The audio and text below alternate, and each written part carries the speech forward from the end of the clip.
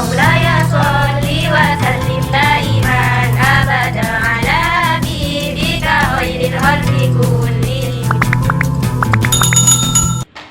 Assalamualaikum warahmatullahi wabarakatuh.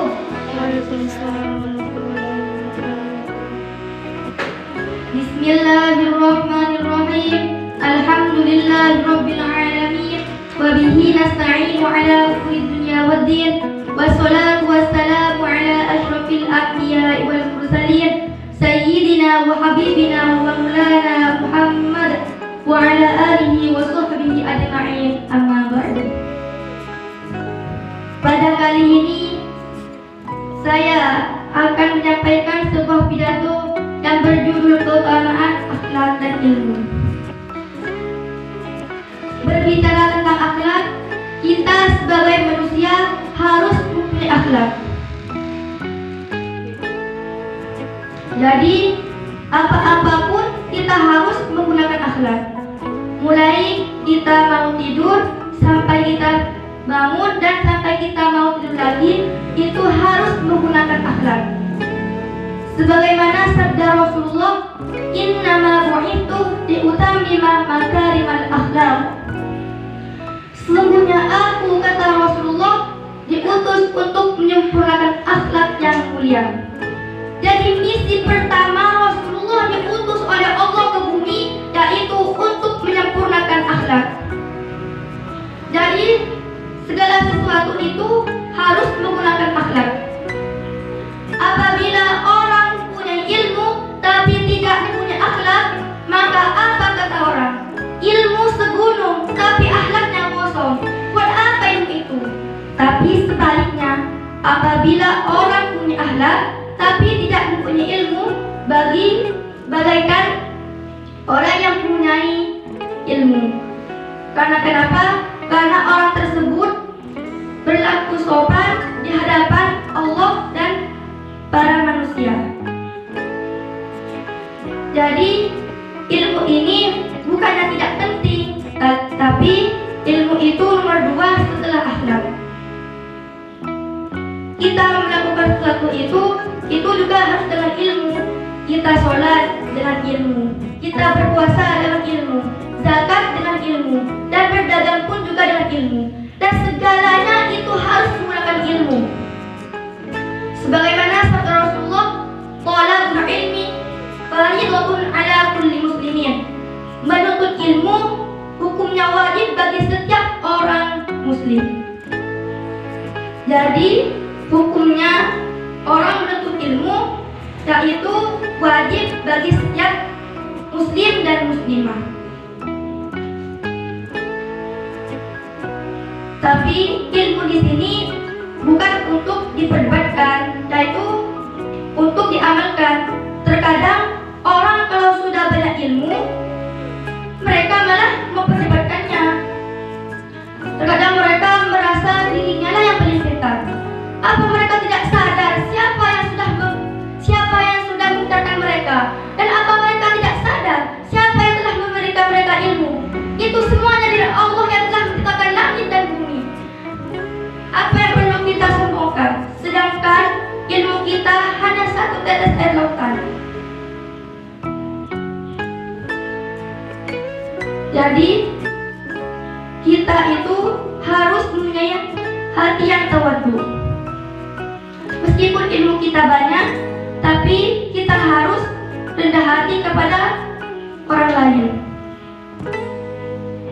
Jadi orang menuntut ilmu sampai ke Mesir, sampai ke Cina.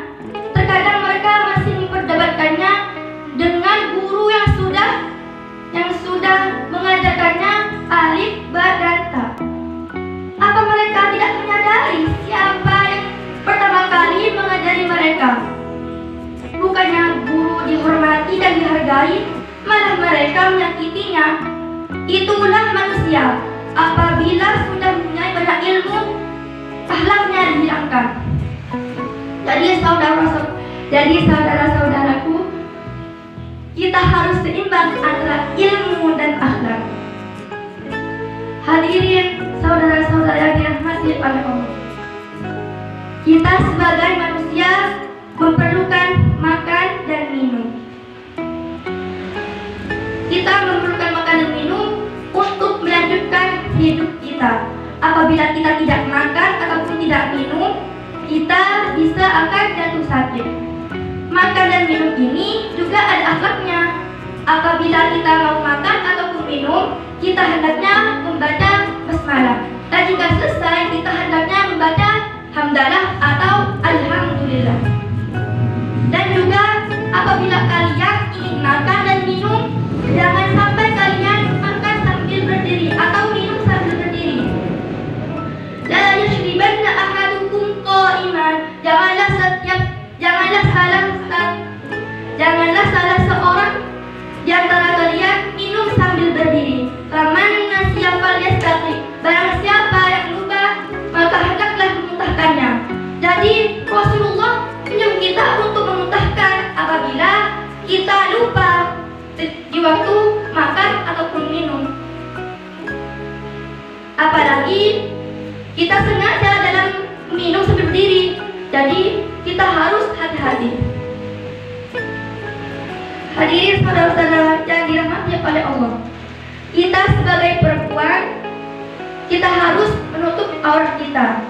Aurat itu hukum menutup aurat itu hukumnya wajib bagi setiap muslim dan muslimah. Jadi laki-laki bisa tertarik kepada perempuan itu karena aurat seorang perempuan yang terlihat. Meskipun kita sudah menutupnya dari kepala sampai kaki, tapi pakaian kita masih ketat dan tubuh kita masih terlihat, itu percuma. Karena kenapa? Karena itu bisa mengundang peran lelaki untuk menggoda kita. Jadi kita harus hati-hati dalam berpakaian. Seperti pada zaman sekarang, kerudung cuma dililitkan di leher, sampai-sampai dadanya ini tidak ditutupi. Bajunya ataupun oroknya sempit atau ketat, sampai-sampai orok dan bajunya menjadi ketolong. Tolong. Tuh, lihat, baju dan oroknya sampai minta tolong karena saking ketatnya dan bajunya sampai tidak bernafas karena sudah ketat dalam tubuhnya. Jadi, saudara-saudara, meskipun kita melihat seseorang yang jauh dari Tuhannya, jangan sampai kita meremehkannya, karena Allah itu lebih dekat pada orang pendosa daripada orang yang sombong. Sekian dari saya, kurang lebihnya mohon maaf. Semoga bermanfaat. Wabillahi taufiq wal hidayah. Wassalamualaikum warahmatullahi wabarakatuh.